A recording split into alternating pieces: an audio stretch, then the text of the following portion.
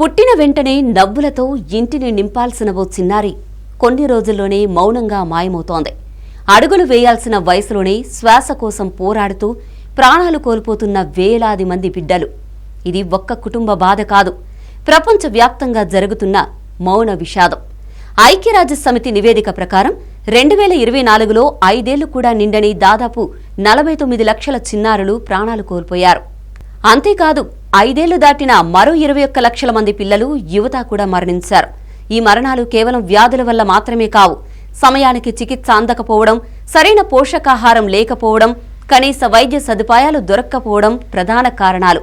ఇంకా కలిచివేసే విషయమేంటంటే ఈ మరణాల్లో చాలా వరకు పూర్తిగా నివారించదగినవే అని నిపుణులు చెబుతున్నారు.